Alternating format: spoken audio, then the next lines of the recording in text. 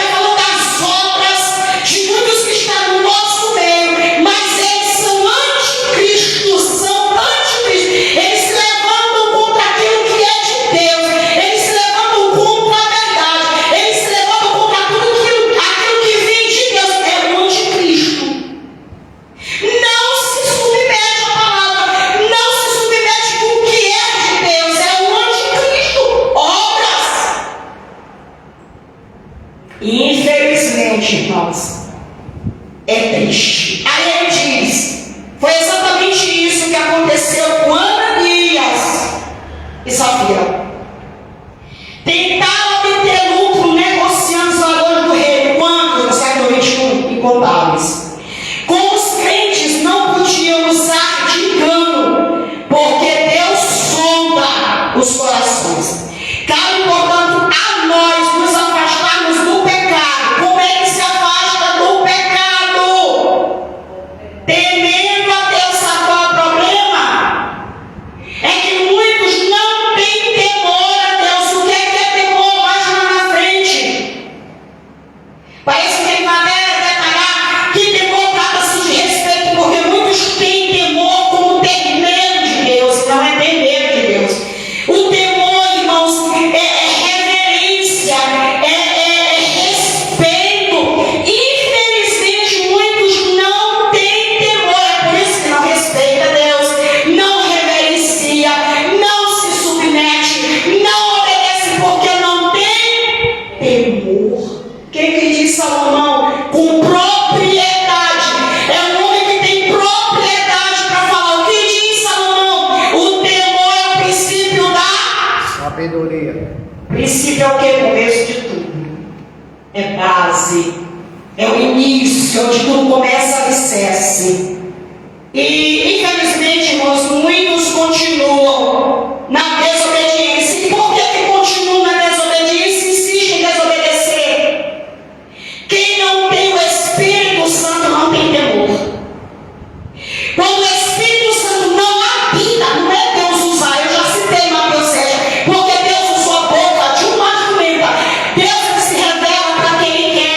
Ele usou Ciro, ungido, que significa ungido. Ungido é separado para um fim. Ele foi separado para um fim, para uma obra. Isso não significa que ele era de Deus, que ele era escolhido de Deus. Ele foi separado para um fim, isso é ungido. Separado para uma obra. E muitos pensam, não, porque Deus usou a Deus até hoje. Eu costumo dizer que se Ele quiser usar esse meditador, tem para falar contigo, Ele usa. Se Ele quiser usar a boca de um cachorro, a boca de um gado, a boca de um jumento, Ele usa. Porque dom é dom. E dom é revogável. Caráter é outra coisa. Fruto é outra coisa. Tem gente misturando alho com galhos.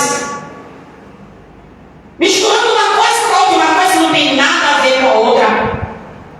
E quem não tem o Espírito Santo, o Senhor ministrava. Porque eu fico fazendo isso com Jesus, porque tem gente que ele vive, obediência, ele pega de novo, e ele vai de novo, ele faz de novo.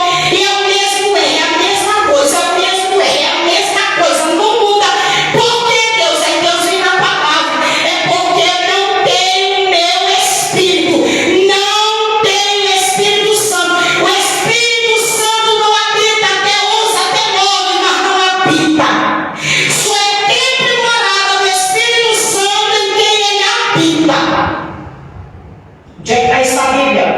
O apóstolo Paulo falando lá para a igreja de Roma, lá no capítulo 8, quando ele está falando lá sobre as outras, ele está falando sobre andar no Espírito, andar na carne. Aí ele vai dizer assim, ó, se é que vocês estão, se é que vocês têm o Espírito Santo, porque tem muitos que não têm. Então Deus vai nos responder assim, gente, por que fulano não muda?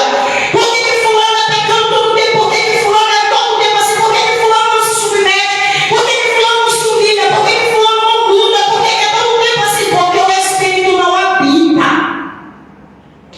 Só que a Bíblia é bem clara ainda em Romanos capítulo 8, que quem tem o Espírito Santo habita nele, ele é direcionado a andar no Espírito. Agora, quem não tem, ele é governado pela carne. Quem manda nele, governa ele, é a vontade dele, a carne dele, a concupiscência.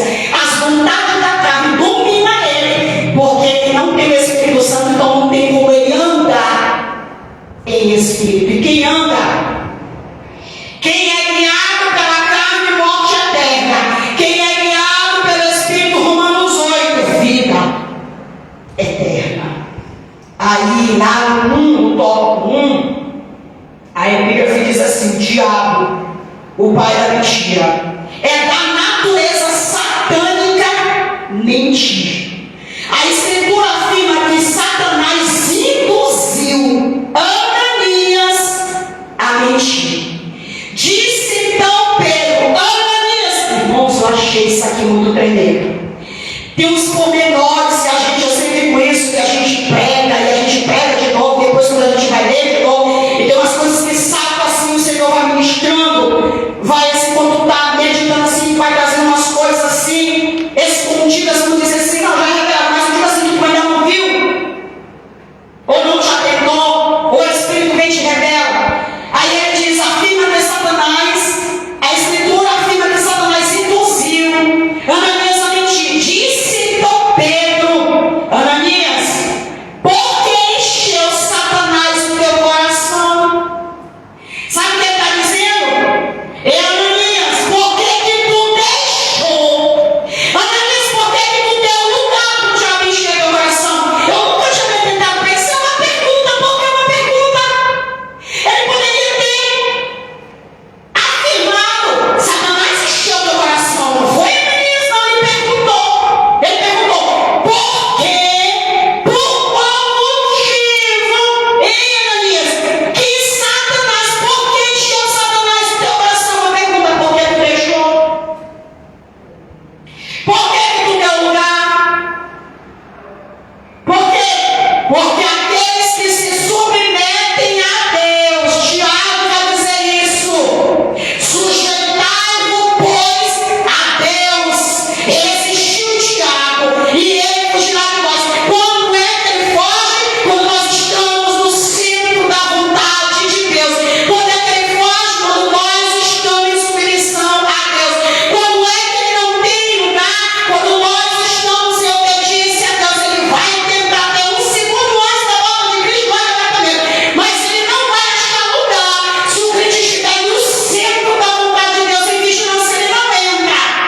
Aleluia. Por que encheu, Ananias? Por que foi que tu deixou o diabo encher o teu coração? Por que tu deixou Satanás entrar no teu coração, Ananias? Está lá em Atos 5:3. E todos nós conhecemos, vamos mais adiante. Motivado pela cobiça, pelo desejo de obter lucro. Queridos, deixa eu dizer uma coisa para você. Deixa eu terminar aqui de ler, que aí Deus vai me levar lá rápido em Mateus capítulo 4. Diz assim: motivado pela cobiça, pelo desejo de obter lucro, Ananias deu lugar ao diabo. Qual foi a motivação? Ele tinha cobiça no coração e ele tinha desejo de quê? Obter lucro. Qual tem sido aí, Deus ministrou meu coração muito forte, que eu estava aprendendo mistério na sala estudando, disciplinando o meu esposo.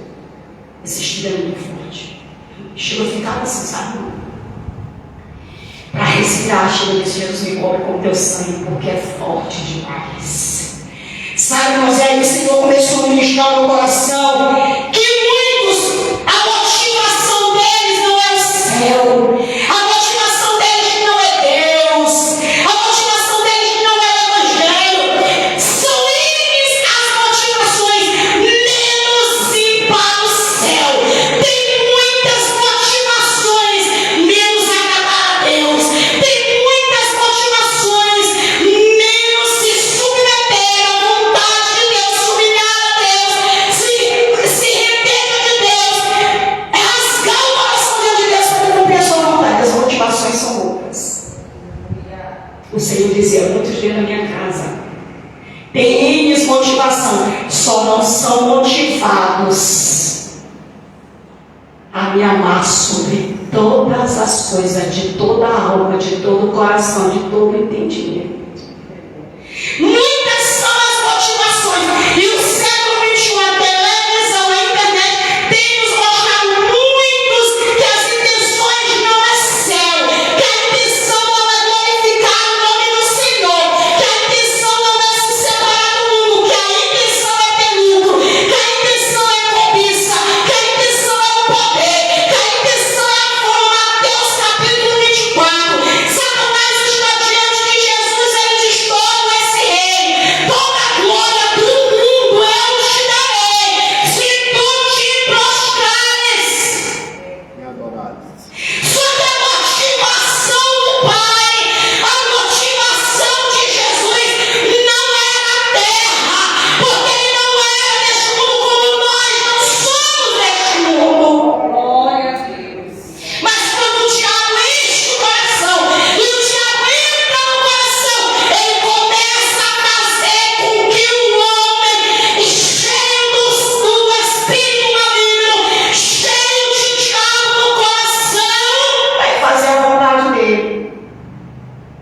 E o fim, Atos 5 mostra morte.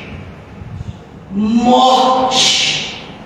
Aí ele diz que levou a mentir, deu lugar ao diabo, e o diabo levou a mentir.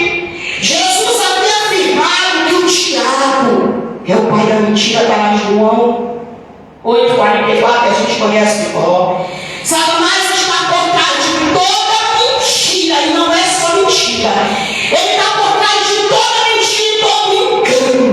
Porque olha, o diabo tem agido com espírito de engano dentro da casa de Deus terrivelmente. Como tem crentes enganados. Quem enganou? O diabo. Por quê? Porque deu lugar. Eu quero que meu esposo leia 2 Tessalonicenses 2, o 9 e o 10. 2 Tessalonicenses capítulo 2, versículo 9 e 10. Esse perverso virá como instrumento de Satanás, cheio de poder e falsos milagres e maravilhas. Ele enganará completamente aqueles que estão perecendo porque rejeitaram a verdade, recusaram-se a crer nela e a amá-la e a deixar que ela os salvasse. Enganará completamente quem? Aqueles que não receberam a verdade, aqueles que não receberam o evangelho como ele é, aquilo que o apóstolo Paulo vai dizer para Timóteo, vai chamar de sã doutrina. E nós estamos vendo isso e vivendo na terra isso. Por não receber a verdade, eles são enganados e vão se enganando e vão de mal a pior, como diz Pedro em 2 Pedro, como foi pregado. Eles enganam, são enganados e eles vão de mal a pior. Aí Deus usa Pedro para dizer assim, mas o fim deles é a perdição. Aleluia. O fim deles não é vitória, o fim deles não é o céu, o fim deles é a perdição. 2 Pedro capítulo 2. Aí ele diz, o apóstolo Paulo viu esse espírito de engano. Eu quero que meu esposo explique esse que é forte mais, gente. Diz aqui muito forte. O apóstolo Paulo viu esse espírito de engano quando enfrentou Elimas, o mágico. Atos capítulo 13, versículo 10. Eu li o capítulo todinho forte. Atos dos Apóstolos capítulo 13, versículo 10. Filho do diabo, Meu Deus. inimigo de tudo o que é justo, você está cheio de engano e de maldade, quando você vai deixar de perturbar os caminhos retos do Senhor. Sabe qual é o contexto? Rapidão. O contexto é Paulo com a cabeça que fala memória. Vai fazer a obra, vão pregar o evangelho. Eles fazem amizade, vamos dizer, o propulso daquele lugar. Sérgio. Chama Paulo, convida Paulo para levar o evangelho. Olha, o homem tem interesse em aprender, tem interesse em ouvir sobre Jesus. Eu acho isso muito profundo. E vai Paulo com o Barnabé, e eles vão pregar a palavra. E esse cidadão aqui, por nome de Elimas, ele faz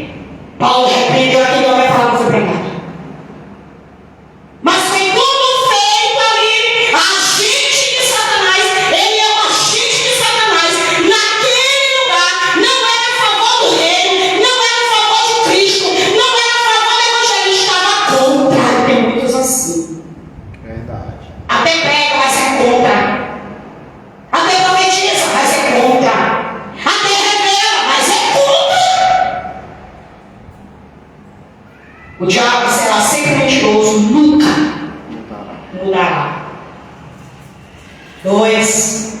A mentira como um ardil maligno.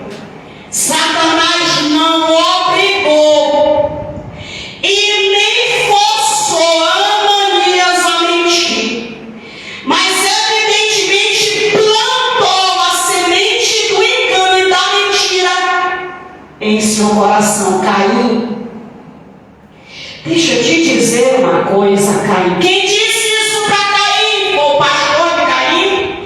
Quem disse isso para Caim? Foi o pai de Caim? Quem disse isso para Caim? Foi a mãe de Caim ou parente de Caim? Foi o próprio Deus. O pecado está à tua porta. O pecado já está prestes a entrar no teu coração.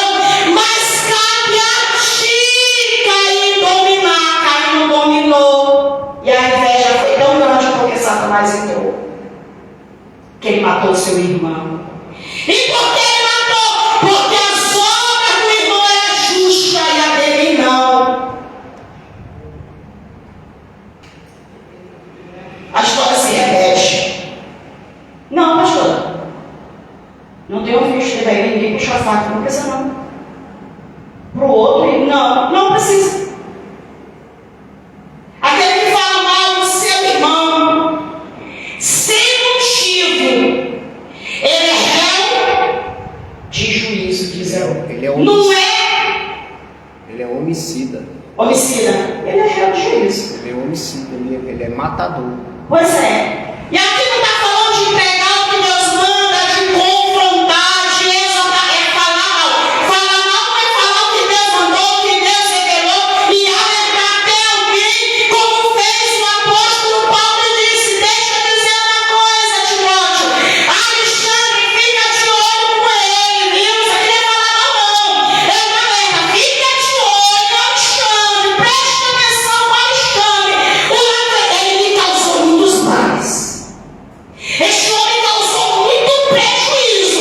Por reino de Deus, para a obra de Deus, ele causou muito prejuízo. Toma cuidado com ele. Isso não é caminhar. Isso não é falar mal. Agora, sem motivo, quem polariza o seu irmão sem motivo, irmão, é assassino. E assassino não entra. Mas para nós, para nós, assassino é aquele que pega a faca e mata o físico. Quantos assassinos tem dentro da igreja? Jeremias 7, depois em casa, é outro quadro disso. É outro exemplo disso. Está unindo a casa do Senhor, tempo do Senhor, tempo do Senhor, tempo do Senhor é este. Estava inocente. Não aceitava a justiça, a palavra, vamos lá. A mentira é um dos seus ardis. E Paulo nos fala, nos alerta acerca dos ardis de Satanás. A escritura é bem clara: não deis lugar ao diabo. Efésios 4, 27. Não vou pedir para ler, porque também nós conhecemos de cor. Por certo, Ananias sabia. Olha, irmãos, isso aqui é perigoso. Eu vou repetir. Ele vai dizer assim, ó. Ananias sabia disso. Por que Ananias sabia disso? Porque Ananias estava na igreja matriz. Porque Ananias era da igreja. Qual igreja? Primitiva. Quem é da igreja primitiva? Mas tinha Ananias sabia na igreja primitiva. A igreja modelo, a igreja matriz, a igreja de Jerusalém, a igreja onde tudo começou, onde a gente viu prodígios, sinais e maravilhas. Lá tinha uma gente. Naquele momento, porque deu lugar para o diabo. E principalmente a igreja que tinha doutrina. Ensinamento. Não era para acontecer a nosso sonho, né? Não era. Eu até queria que não acontecesse mesmo. Ananias sabia disso. Ele sabia, ele era ensinado. Ele sabia disso. Pois estava numa igreja doutrinada pelos apóstolos. Quero que meu esposo, pastor Fábio Carvalho, leia Atos 2:42, porque a forte ensinamento ele tinha.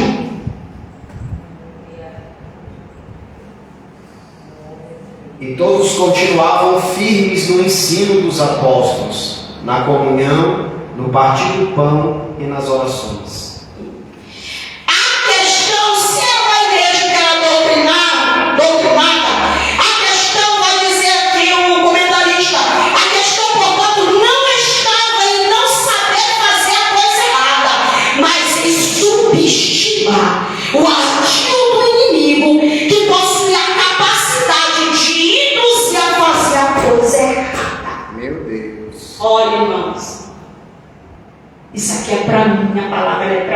você.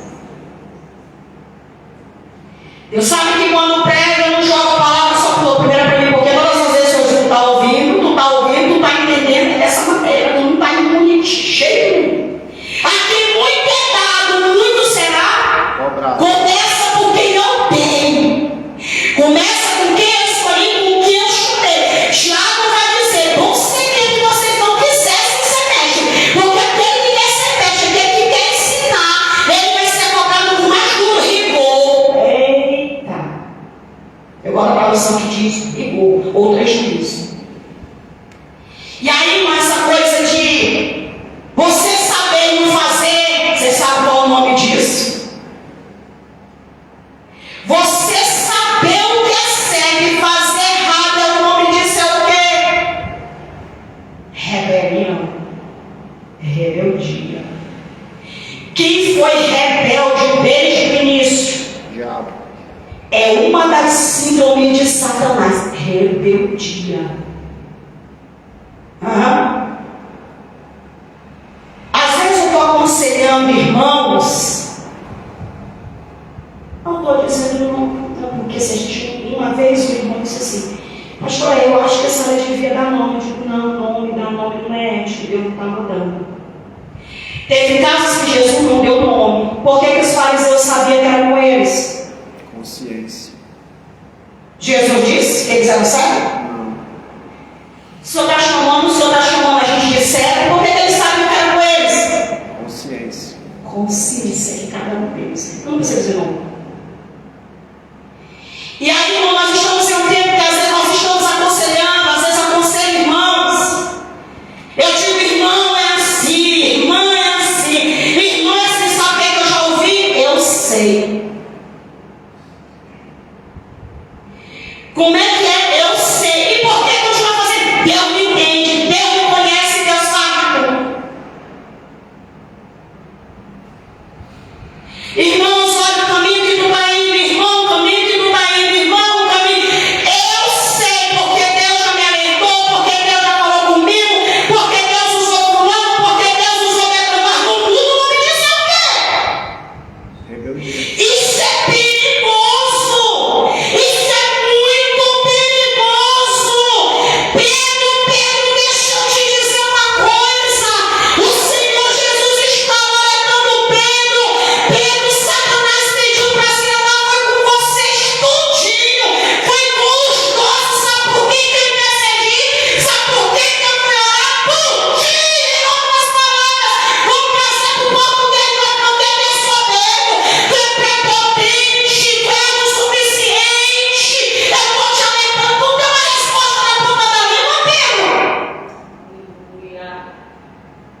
Mas a misericórdia minha é tão grande, a minha misericórdia, que eu intercedi por ti, porque tu aguenta a cilada de Satanás.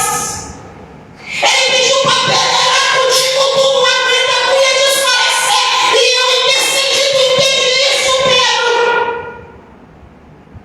Não, Senhor, podem me deixou Jesus concluir, podem todos te negar. A autossuficiência gera queda, a autossuficiência gera morte. É perigoso, não é pro teu mal nem pro meu.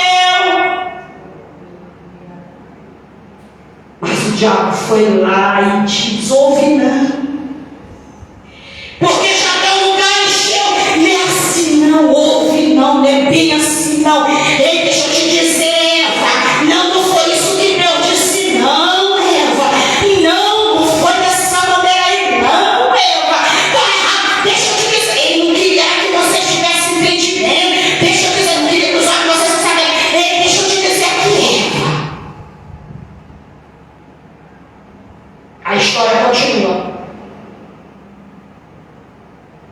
Muitos continuam fazendo a coisa errada, sabendo que é certo. Por quê? Porque já deram lugar para o diabo, ele entrou. É possível que o casal tenha flertado com a possibilidade de ganhar lucro. E não era só lucro e fama, Mateus 4 eu já citei. Fingindo estar fazendo a coisa certa. Só que, querido, quem tem o Espírito Santo de Deus pode até no início Deus permitir que o homem ache algumas coisas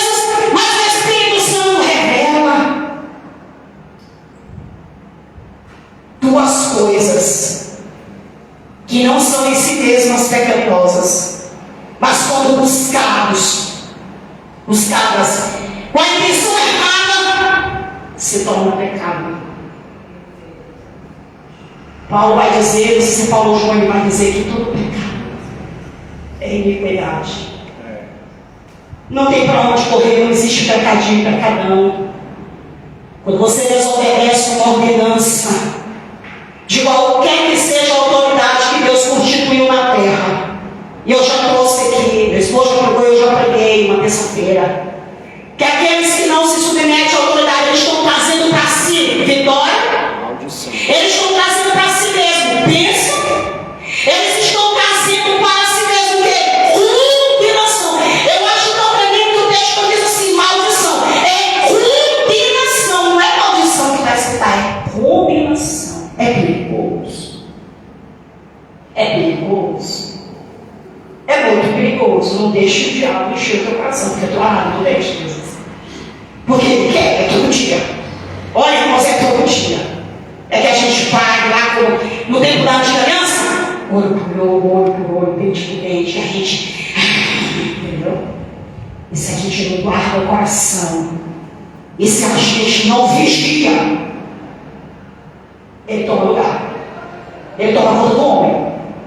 Aí ele vai dizer, no 3, não subestime o inimigo, tem muita gente fazendo isso.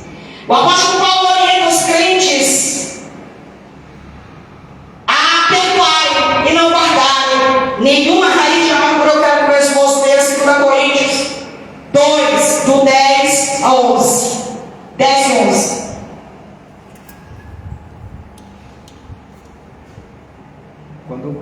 Quando vocês perdoam alguém, eu também perdoo. E tudo quanto eu perdoei, se é que havia alguma coisa para perdoar, perdoei-o na presença de Cristo para o bem de vocês, a fim de que Satanás, com a sua astúcia, não obtivesse vantagem sobre nós, pois conhecemos bem tudo o que ele está procurando fazer. Eu estava assistindo, como eu disse, aquele filme, rapidamente, nesse quesito perdão, é algo muito sério. A Forja, e aquele jovem, ele vai para o quarto de oração, ele começa a liberar perdão do seu pai. E ele ora em voz alta.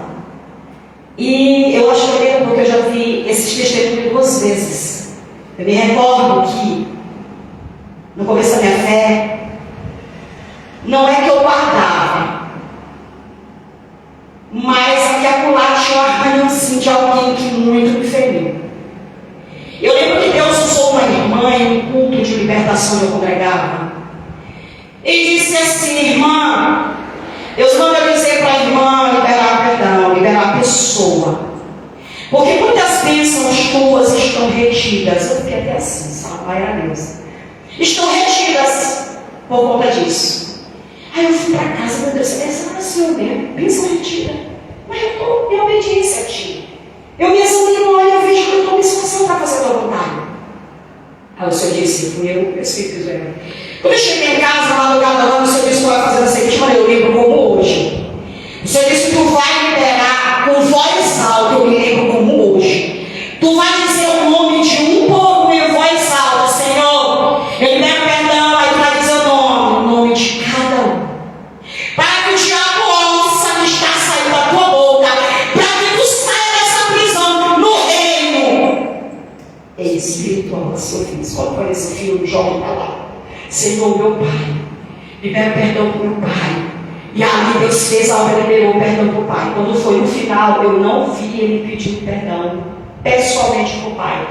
Porque para muitos tem que ir lá, ou tem que. Você liberou. Deus conhece aqui. Se você tiver oportunidade, faça. E se Deus não dá você ir lá, faça. Mas eu achei tremendo que ele abre a boca dele e começa a liberar. Quantos são os crentes que até dizem que eu perdoei, perdoou? Não. Tem muitos que dizem guarda-se. Quando é que eu sei que eu perdoei? Quando é que você sabe? Deus me ensinou. Quando é que você sabe que você perdoou? Que eu perdoei? Quando você vê a pessoa e aquilo não te dói mais. mais, como doía lá atrás.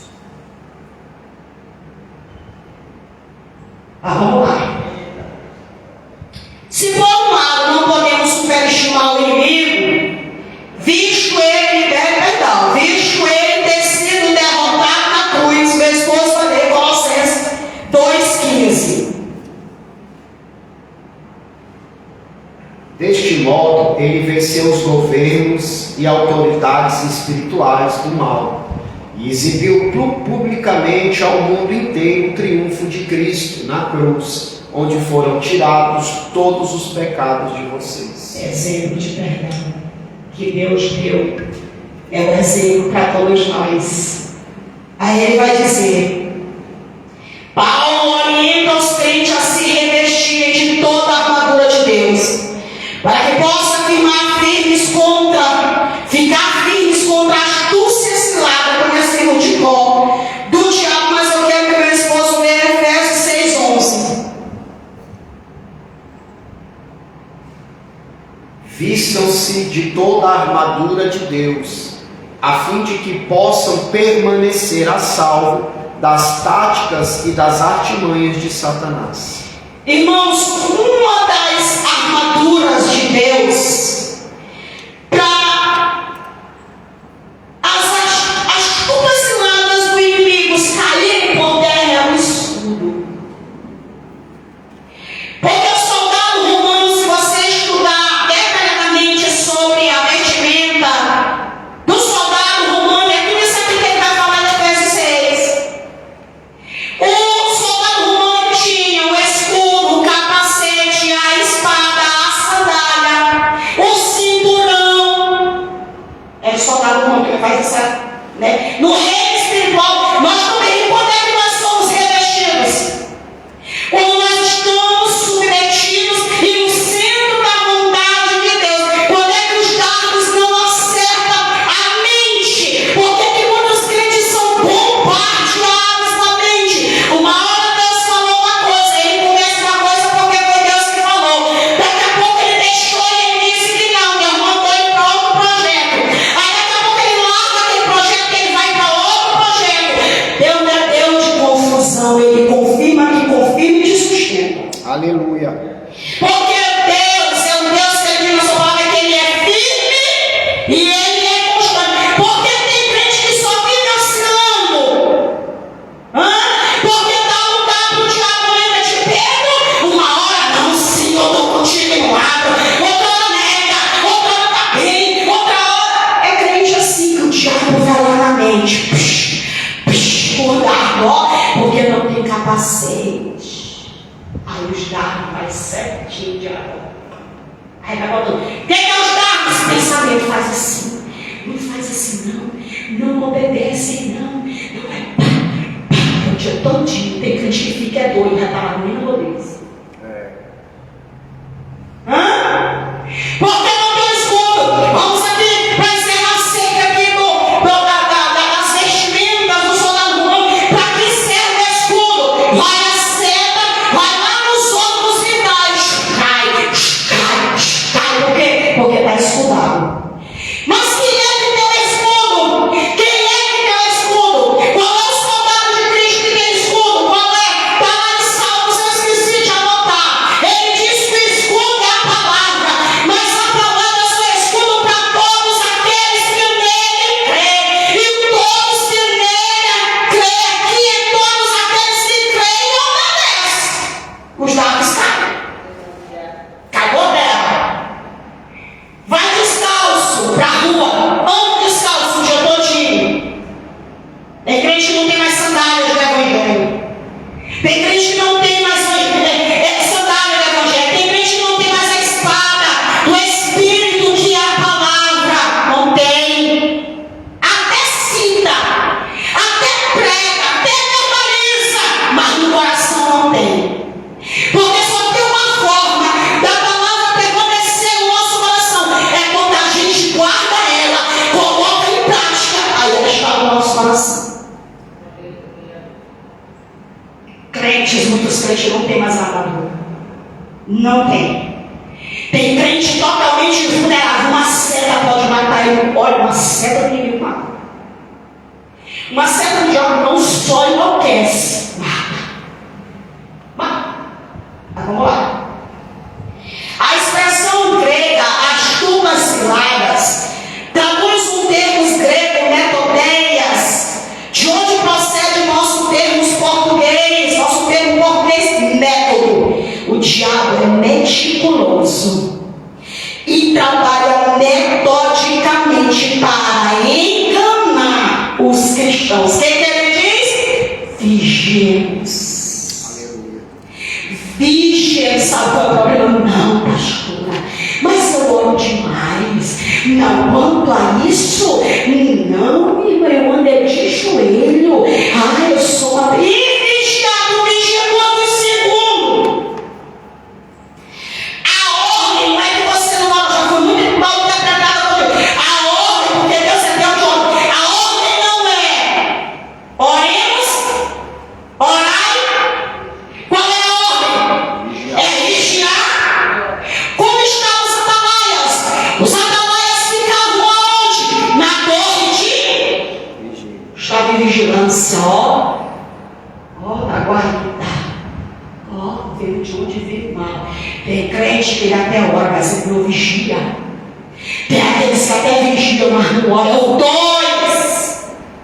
Aí ele vai dizer, no 2, o cristão é a mentira. Irmãos, tem muito crente mentiroso.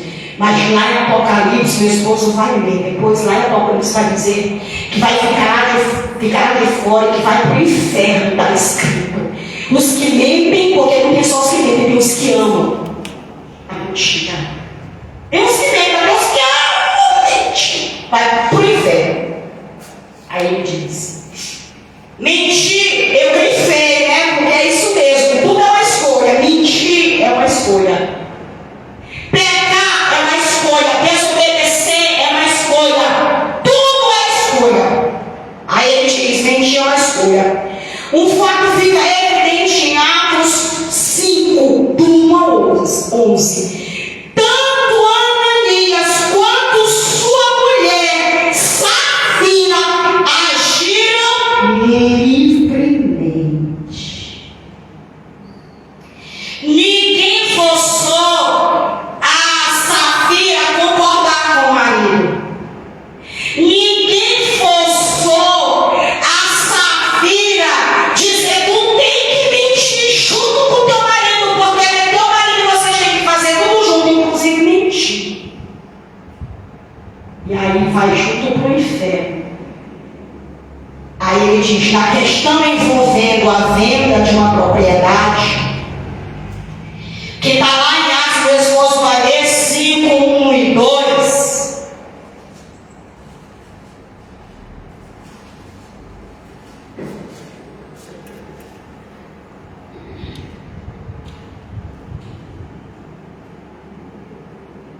Havia um homem chamado Ananias com sua esposa Safira, que vendeu uma propriedade. Reteve uma parte e levou o restante do dinheiro aos pés dos apóstolos, afirmando que era o preço total. A esposa dele tinha concordado com essa mentira. Você sabia, mais uma vez não vou dar nomes, já aconteceu, eu creio que não só aqui, mas com outros pastores, que você pega esposo e mentira. Aqui já aconteceu. Você sabia que já aconteceu de esposa, e eu não quero botar isso aqui como dízimo não, porque o contexto aqui não é dízimo não. E eu não vou colocar para tirar dinheiro de você, até porque você desconhece. Mas você sabia que já teve caso de casal dar o mesmo valor do dízimo, igualzinho que um deu, que o outro deu, e não era o valor exato que tinha que dar?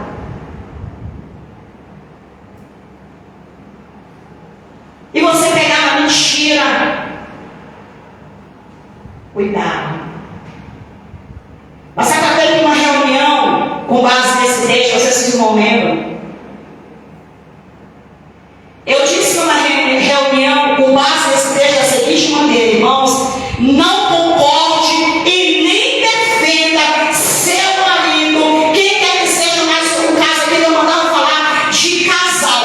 Não defenda sua esposa, nem defenda seu marido quando ele estiver no erro, porque você entra, vai ser julgado igual. Não defenda quando estiver certo, seja justo. Não, pastor, isso nem não, pastor, não, irmão, bem que não. Foi assim, tá aqui, tá na palavra, não aceito, porque foi dessa maneira, tá aqui. Foi. Aí se defende, você tem respaldo. Agora, defender quem está no erro, seja quem for, tu e eu, nós não temos respaldo para isso. E vai ser julgado.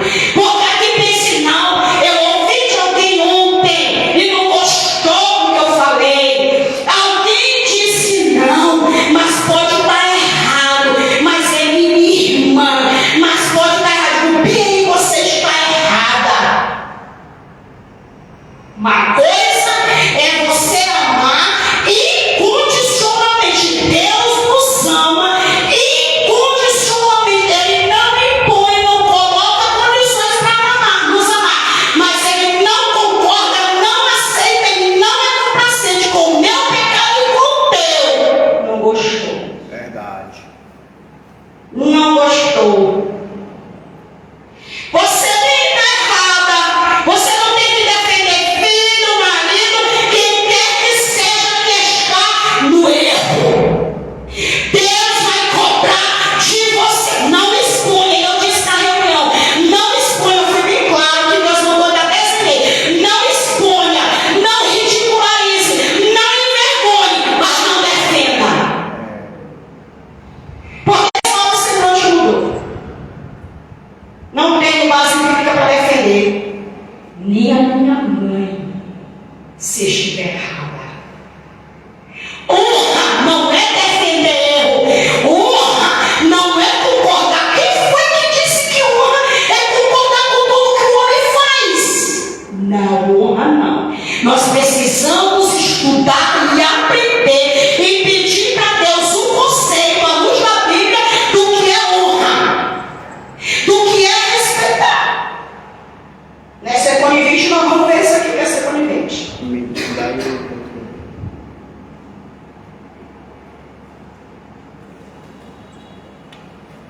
Vamos lá, nós vamos para o conivente ainda. Muitos crentes coniventes com o pai, com a mãe, com o filho, com o marido. E o negócio vai pegar. Vamos lá. Tanto Neemias quanto sobre essa fila agiram livremente na questão envolvendo a venda de uma propriedade, a família. Isso fica ainda mais claro quando Pedro, sobre discernimento, aqui Pedro está corrigindo, aqui Pedro está, foi delegado, aprendeu com o erro, com o pecado, refez a roupa. Isso fica ainda mais claro quando Pedro, sobre discernimento que muitos crentes infelizmente não têm e nem pedem, o Espírito Santo reprova Ananias, que foi o que eu disse? Não aprove, não concorde com seja conivente. Pedro, na mesma hora, chegou para Ananias e disse: por ter tentado enganar a igreja acerca do real valor da propriedade já foi lido, Ananias não foi obrigado, nem tampouco constrangido a agir da forma como agiu.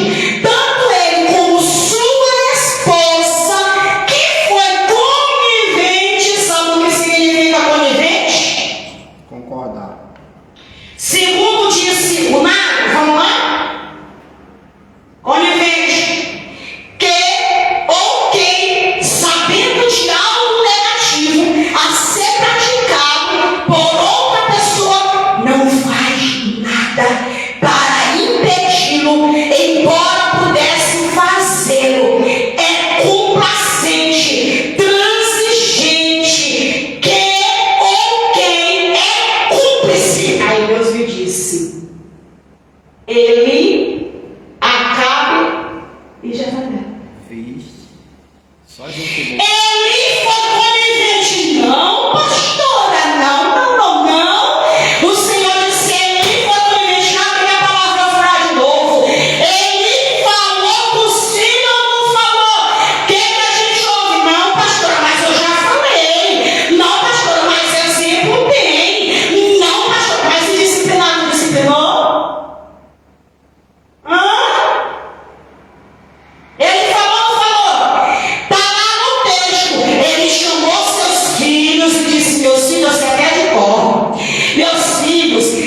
de vocês não é boa.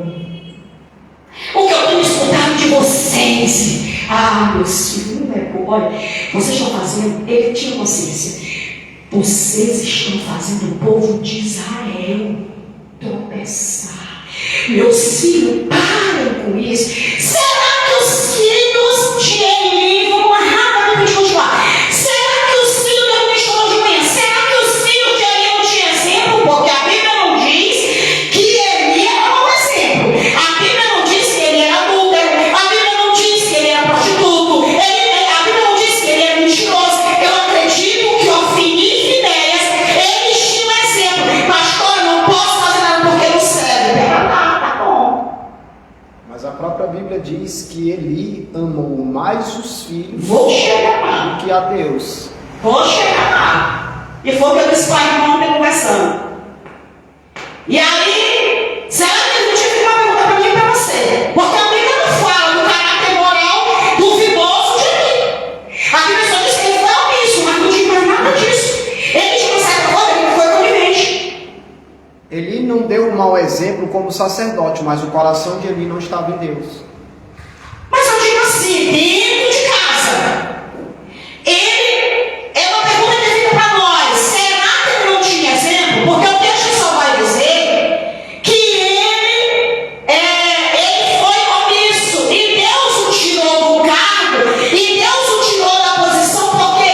Porque aí vai entrar uma resposta que diz: tu estás amando mais os teus filhos do que a mim. Por que tu não disciplinou eles? Tu até chamou para conversar. Tu até disse: meu filho, tá errado. Meu filho, não faz assim. Olha, meu filho, não é por aí. Eu não vou te falar mais nada. Não vou dizer mais nada. Talvez ele me disse: agora é tu e Deus. Aí eu disse: não, agora é nós. Agora é tu, eles e eu. Da mesma forma, Deus tratou com Arão. Exato. Arão foi omisso tanto como Nadab e Abiú. Exato. E Deus tratou Arão da mesma forma.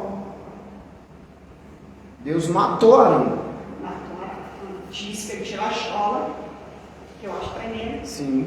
E assim foi. Então, irmãos, o que fica para nós é que ser conivente, guarda isso no teu coração aqui atualmente. Guarda isso, ser conivente. Não é só de dizer assim: não, meu filho vai.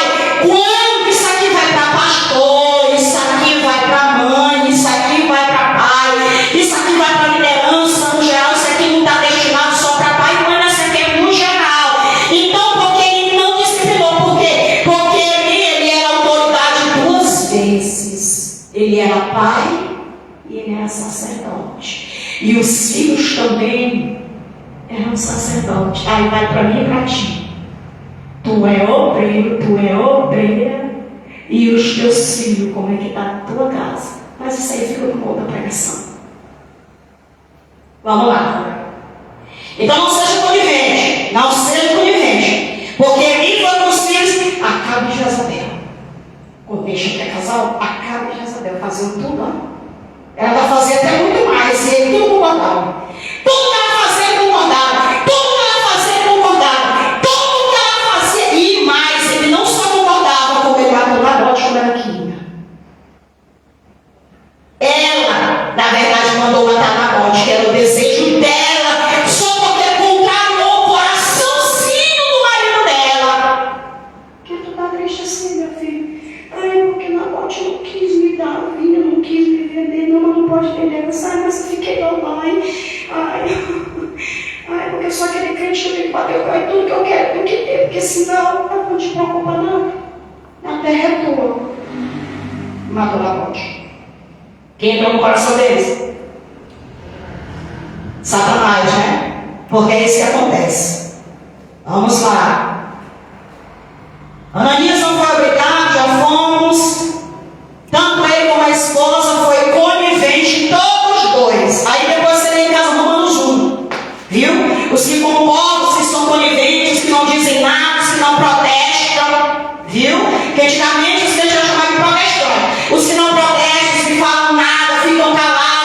E a esposa que dava maior, o esposo que dava maior, e foi o que eu falei, vai, não é pouco. O que eu decidi, e acabou. É perigoso. Aí ele vai dizer, tanto ele como a esposa que foi conivente com a ação dele, partiu dele, tomaram uma decisão livre, mentiram na escolha, que envolve a natureza agora. É forte, né? Ora, para haver responsabilidade moral, é necessário de quê? É necessário que os nossos atos sejam feitos livremente, isto é, não sejam sob nenhuma força externa que nos obrigue a praticá-lo. Nesse aspecto, como veremos mais à frente, eles não poderiam culpar ninguém, nem mesmo o diabo, pelo que fizeram. Porque foi decisão. Foi decisão livre. Ouvi recentemente alguém dizendo, eu tenho consciência. Irmão, é perigoso, eu vou dizer de novo, é perigoso como me diz, eu sei. Eu tenho consciência, eu estou ciente. E continua, é perigoso. Aí alguém diz, eu estou ciente. E sei que Deus vai cobrar de mim, não vai cobrar de nada, não vai cobrar de dele, não vai cobrar de ser, vai cobrar de mim. Eu disse, Jesus, isso é perigoso demais. Está superestimando Satanás, que já encheu, mas é perigoso. Só que o diabo cega. Sabe por que o homem não enxerga? E ele não ouve, e ele não pega o conselho, e ele não pratica aquele conselho, porque o diabo cega. O diabo cega. Quem ficou cego na Bíblia? Todo mundo sabe. Vamos lá, Sansão. Aí ele diz, eles não poderiam culpar ninguém, nem mesmo o diabo, porque fizeram dois atraídos pela mentira. Tem gente que é mesmo, porque isso já é. Se por um lado, Ananias e Safira tomaram decisões livres, por outro lado, sofreram implicações de suas. Gálatas 6, tudo que o homem plantar. Você acha que o homem vai plantar desobediência e vai colher vitória? Da onde? Em qual Bíblia? Inventário de quem? Tudo que o homem vai acontecer de mim, ninguém zomba de mim, ninguém. Mas ele começa dizendo, não erreis, não é isso? Agora também lembrei. O versículo começa dizendo assim, não erreis. De Deus ninguém zomba e ninguém escarnece. Porque tudo que o homem plantar, o homem vai colher. E Ananias, ouvindo estas palavras, caiu e expirou. Atos 5:5, meu esposo. Já está escrito aí, ó. Já está aí. E Ananias, ouvindo estas palavras, caiu e expirou. Não podemos saber o que se passou pela cabeça de Ananias e Safira para agirem como agiram. O certo é que quiseram obter vantagem com a negociação feita. É possível que, ao verem os demais crentes fazendo ações louváveis quando doavam seus bens, tivesse visto esse gesto como uma oportunidade de obter, além do reconhecimento, lucro pelo patrimônio que fora vendido e supostamente doado. Muitos estão assim, por lucro. 2 Pedro de novo, falam de vós, negócio. Aí está acontecendo, lucro. O negócio agora é curtir, é like. É como eu não esqueci aí, monetização. 3. Mentir tem consequências. Todo pecado tem consequência. Ao agir assim, Ananias e Safira não pensaram nas consequências. Tem muito crente que não está pensando nas consequências de suas ações, mesmo fazendo parte de uma igreja pentecostal, onde os dons do Espírito Santo estavam em evidência, se expuseram a uma ação mesquinha quando resolveram mentir, não somente aos apóstolos, mas ao próprio Deus, porque tem gente que pensa, tem crente que pensa, que quando ele mente, quando ele desobedece, para resumir, ou pastores que é a liderança, ou uma ordenança de um superior, ele acha que ele está prejudicando aquela pessoa. A primeira pessoa que ele está prejudicando é ele, e a segunda pessoa que ele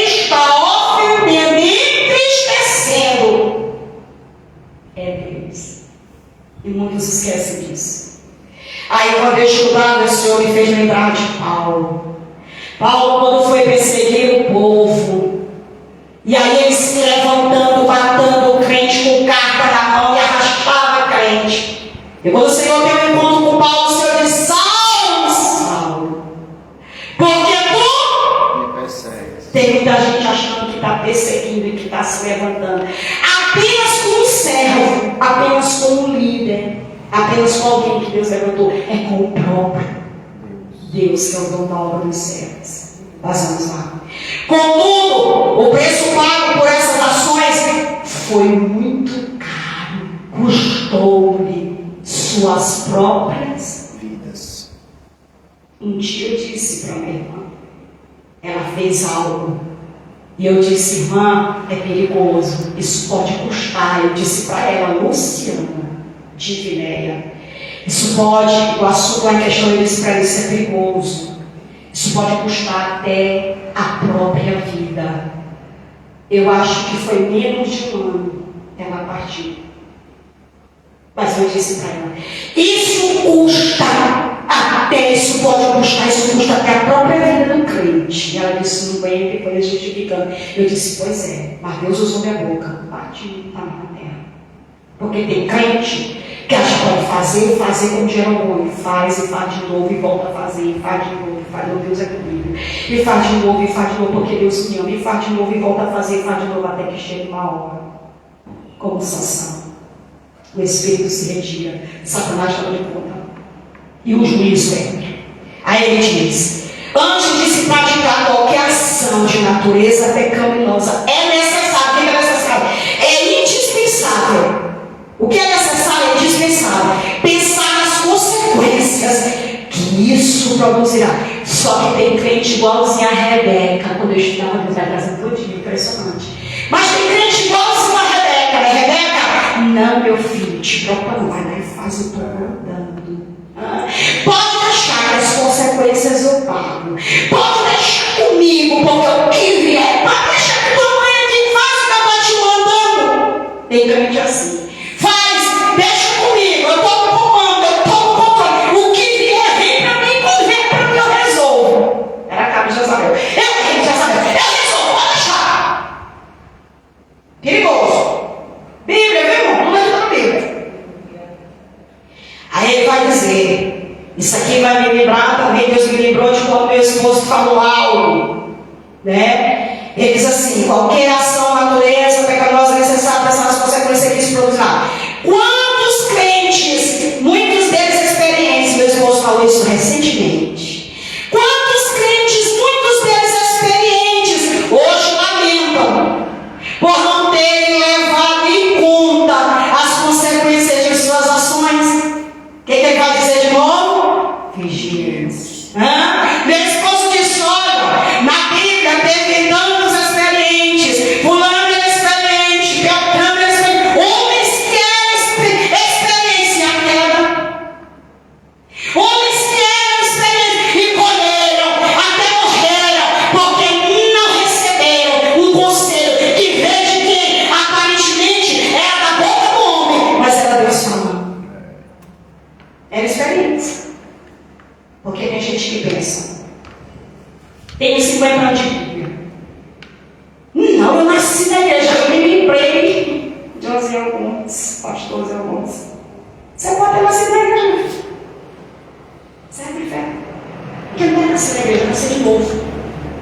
Não é ter nascido na igreja, é nascer em Cristo, é nascer de novo, é produzir todo o giro de arrependimento, é mudança de vida. 3 e última, ou melhor, penúltima. É a última mesmo. Então, a igreja que repele a mentira. Qual é a igreja? Qual é o repelente? Para que a igreja bote a mentira para lá? É verdade. Semelhante. E muitos não são. Por isso que não vai conseguir dessa igreja. O espírito de mentira nem ensina não. Porque não tem temor. Aí ele diz, ponto 1, uma igreja crente. É a igreja que repele a mentira. Lucas destaca que os fatos ocorridos com Ananias e Safira trouxeram grande temor. Esse eu quero primeiro. Dentro e fora da igreja. Não. Atos 5, versículo 11, meu esposo vai ler. Essa aqui é. Por que Deus matou Safira e Ananias? Meu esposo vai ler. Deu no mapa, vamos lá. Atos 5 o quê? Atos 5, 11.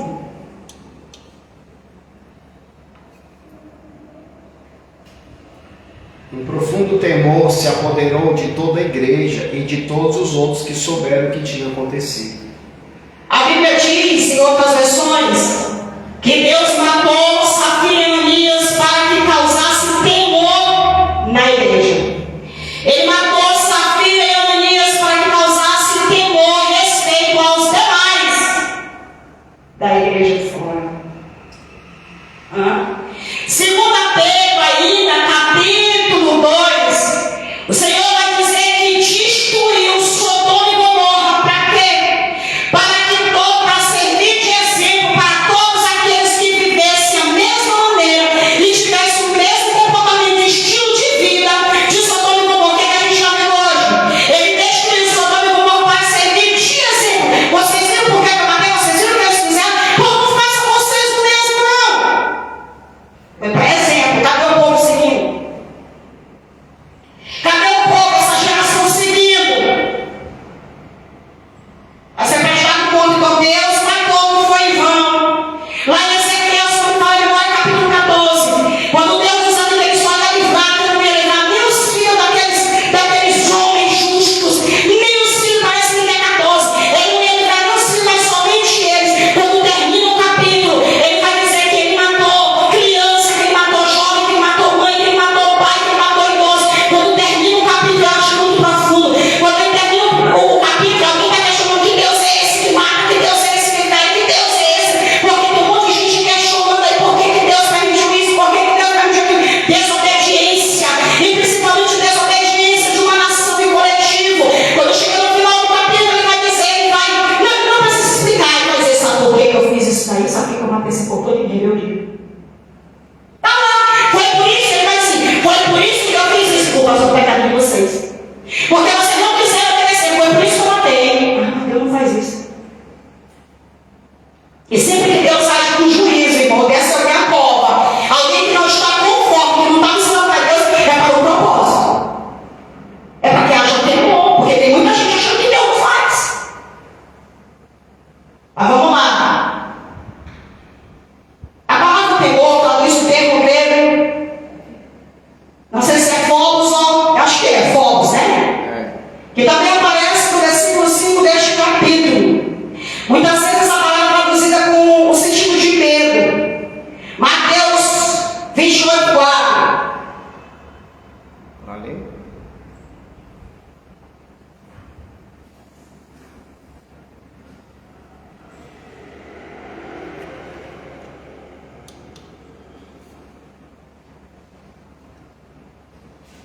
Quando ouviram o anjo, os guardas tremeram de medo, desmaiaram e ficaram como mortos.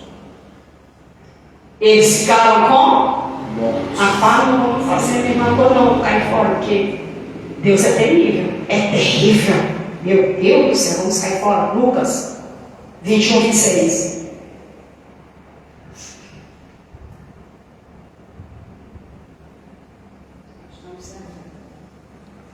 Muitas pessoas desmaiarão por causa da terrível destruição que elas verão chegando sobre a terra, porque até os poderes do céu serão abalados. Contudo, aqui nesse contexto o sentido é de reverência e respeito, como em Atos 2, 43, meu esposo vai ler.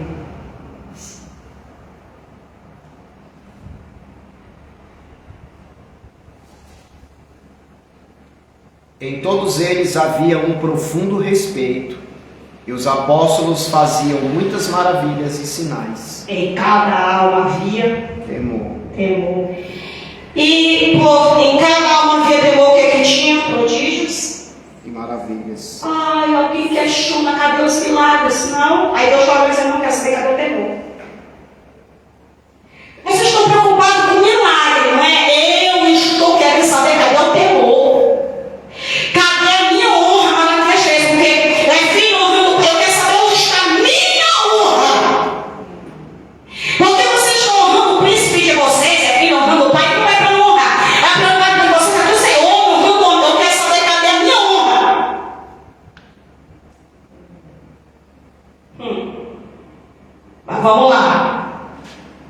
Se Deus não tivesse usado Pedro, é forte. Para o intento daquele casal, é forte. Para parar. O pecado teria entrado na primeira igreja, sem dúvidas, causando danos irreparáveis. Por que Deus usa o pastor, a pastora, o profeta, o irmão? Para cortar a ocasião daqueles que buscam a ocasião, como diz Paulo em Corinto.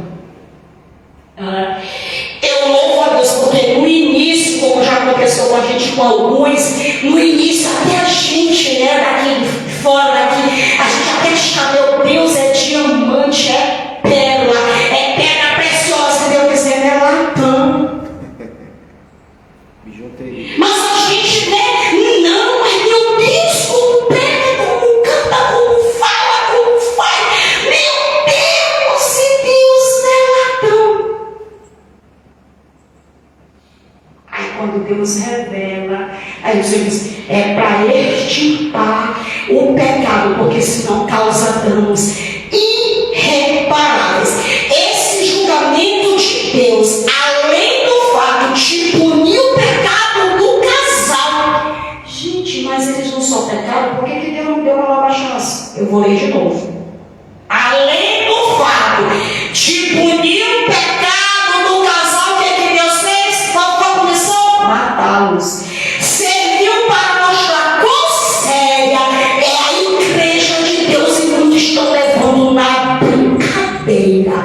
Aí eu me lembrei porque meu esposo, acho que foi na quarta, não sei, já foi, falou de Jacó, quando ele vê anjos subindo e descendo, e Deus fala com Jacó, ele diz, esse lugar é terrível, esse lugar não é outro lugar, não se a casa de Deus. Quarta. O que tem de gente brincando é a casa de Deus. E Salomão vai dizer que casa de Deus é casa de sacrifício. Jesus nos ajuda. Ninguém pode agir na igreja de Deus de forma que achar mais conivente a sua maneira, como quer e conduzir como pensa, pensando que não estará sujeito a julgamento divino, porque está. Porque tem um monte de crente levando a igreja de Deus da sua forma de pensar, achar e conduzir, e acha que não vai ter julgamento. Vai. Uma igreja forte. Mais uma vez, Lucas destaca que muitos sinais e prodígios eram feitos entre o povo pelas mãos dos apóstolos. Isso mostra que uma igreja santa, que trata o pecado como pecado, aí Jesus disse, continue pregando a minha palavra. E não arranja desculpa para justificá-lo, é uma igreja forte. A prova disso é a manifestação dos dons espirituais que levou os apóstolos a fazerem milagres extraordinários. Uma igreja fraca, anêmica, por falta de disciplina espiritual, e que aprendeu a tolerar o pecado em seu meio, torna-se, essa sim, é inoperante. E ele não está falando de número de membros. Ele está falando da estabilidade espiritual, porque pecado não é tratado. É isso que minimiza, ou que, como é que eu posso usar a palavra? Ela vai minando a igreja. É o pecado. Quando ele é tolerado, porque ele disse, usando João, e revelou para aquela igreja de Tiatira e disse, tenho contra ti, que toleres essa mulher com o espírito de Jezabel, engane os meus servos, e tu não faz nada. Conclusão. Eu tenho que ter essa conclusão. É possível um crente pecar, e como é possível a gente ter esse poder? É possível um crente pecar e se acostumar com o pecado sem se arrepender. É o que a gente vai ver. Acostumado. Fiz de novo, e fiz de novo, e vou fazer de novo, e fiz de novo. Porque Deus me ama, porque Deus me entende, porque é misericórdia, e porque eu sou escolhida, e porque Ele morreu por mim na cruz. E isso basta. E não é o homem que vai me julgar, não é mesmo, não. É Deus. E a balança dele não é a balança do bairro que a gente mora. E nem a lasqueira aqui por aí. Que tem muito engano. A balança dele é justa. Deus sabe que um dia é possível que ele encontre até mesmo justificativas plausíveis para comportamento, e é verdade, para comportamentos notadamente pecaminosos, todos percebem, mas ainda consegue uma justificativa plausível para tal comportamento. Ele vai dizer: contudo, uma coisa é certa, não é possível escapar do juízo divino. Não é possível escapar do juízo divino. No caso da igreja de Jerusalém, o juízo divino veio de forma rápida e precisa. Contudo, em outros, como no caso de Corinto, o apóstolo Paulo cobrou uma ação enérgica, daquele povo, por parte da igreja, que havia se tornado tolerante em relação ao comportamento pecaminoso de um crente. Nós conhecemos Jacó, o jovem, tendo um caso com a sua madrasta, e ninguém fazia nada, e Paulo teve que entrar energicamente para tratar a situação. Paulo deixou claro que Deus exerceu, olha isso aqui, eu já aprendi isso aqui. Paulo deixou claro que Deus exerceu seu direito de juiz com aqueles que havia pecado. Eu quero que meu esposo leia 1 Coríntios 11, 30 ao 32. Deus nos deu direitos como juiz para julgar assim o pecado na casa dele. É Bíblia.